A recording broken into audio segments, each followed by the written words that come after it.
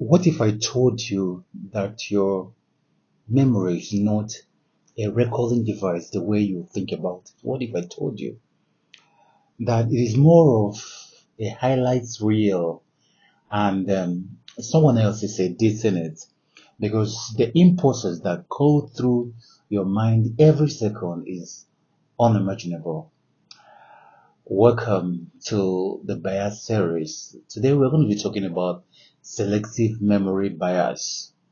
We are continuing with our powerful series on 225 plus cognitive biases that shape your decisions, that shape your relationships, your income, your businesses. And we are on number 9.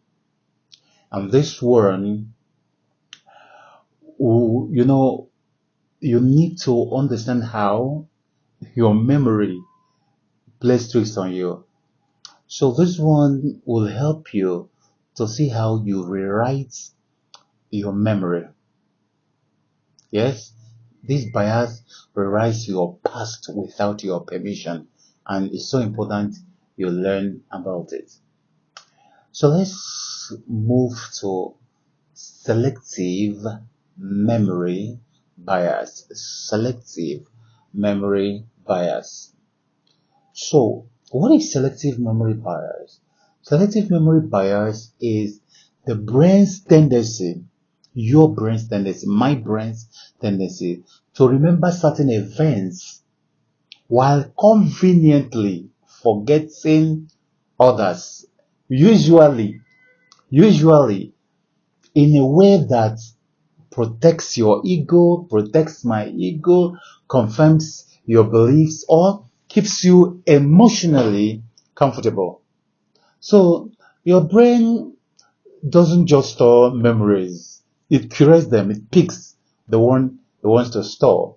It curates them, it keeps the ones that make you feel good or feel right, and quietly archives the ones that challenge you. Now, the dangerous part is you don't even remember that you've forgotten some things. You don't. You can swear by anything you hold there that you are saying the truth. That's the dangerous part. You don't remember that you've forgotten something. You genuinely believe that your version of the event, your version of the story is the truth. Yeah? And the other person is lying. So let's look at its import in business and in relationships. So a sales manager remembers every big deal he closed last quarter. He can tell you every detail of all the good things he's done for the company, the client's name, all the money he's brought in, the numbers, the handshake, the sufferings also. But ask him about the 7 deals that fell through, the 7 deals he couldn't, important deals he couldn't, sell through it. So then he's frozen. He can't remember, he can't recall what went wrong or what patterns existed in those, deals. Most times in those losses, he was the cause, she was the cause, but he won't remember. Have you ever asked somebody, maybe in interviews or any in relationship, you said, what are your strengths? The person will tell you. Now ask, what are your weaknesses? The person suddenly won't remember any. This is true because people only remember the good they've done. They seldom remember the bad they've done. So naturally, this salesman remembers only his wins. He never fixes his weakness. His team suffers. The company suffers. His numbers plateau. He keeps pitching the same broken way because in his memory it always worked and he has worked so hard. The same in relationships. A couple is going through a rough patch. The woman remembers every argument, every harsh word her partner said. He remembers, on the part of the man, he remembers every gesture, everything he bought, every romantic thing, every sacrifice he made. They are both telling the truth, but they are telling their truth. Neither of them is telling the whole truth. Very important. Neither of them is telling the whole truth. The man is telling his truth. The woman is telling her truth. Are they wrong? They are not wrong because they are telling their truth, but the truth is not complete. Okay? So the point is that she's forgotten the good, he's forgotten the hurt. And they are now fighting over two complete different relationships that both exist only in their heads. The woman is saying all the good I've done for the man is saying all the good I've done for you. The woman is saying all the hurt you brought to me without remembering the good, without remembering the man, without remembering the hurt. So how do you face it? Three powerful moves that you can apply today. So number one, you need to keep a record. In business, you need to have your journal. So you journal your decisions, journal your losses, your client feedback, not just your wins.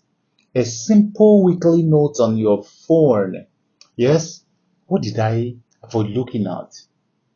Yes, what didn't I work on? What worked? What didn't work? Okay, when you look at those things, your future self will thank you for being honest to yourself. Number two is do relationship audits. Periodically sit down alone or with your partner and deliberately recall both the good and the difficult moments, not to reopen wounds, but to build an accurate picture. Healing and growth require the full story. Don't just remember only the good and forgetting the bad. Don't just remember only the bad and forgetting the good. Number three, ask, what am I conveniently forgetting? What am I deliberately excluding? Or even subconsciously excluding? Before making a major business or personal decision, pause and ask yourself, what questions am I not asking? Ask yourself the question, what question am I not asking? And ask these questions loud. What is making me uncomfortable that I'm trying to avoid? Now, that discomfort, that's where your blind spot lies. That discomfort, that thing you are trying to avoid, that is where the problem is. What nobody tells us is this: the version of the past you carry determines the decision you make today. And the decision you are going to make today will determine your future, and your future will determine your life. So, if your memory is edited, your strategy will be flawed. And if your strategy is flawed, your success, result will and outcome will have issues, because your relationship, your business strategies, and everything will be built on half truth. Your growth will have a ceiling, and you won't even see that ceiling. That's the point. Now, the most dangerous lies are not the ones people tell you.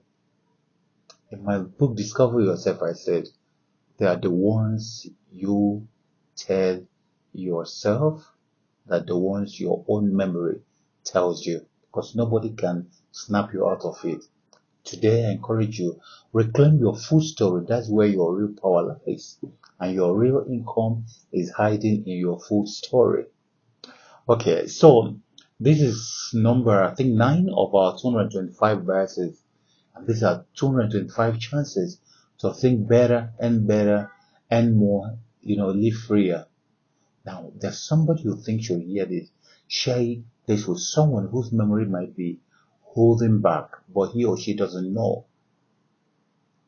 Until I see you tomorrow, be on the lookout for the announcement on the executive training, the art of thinking for entrepreneurs and executives. See you tomorrow.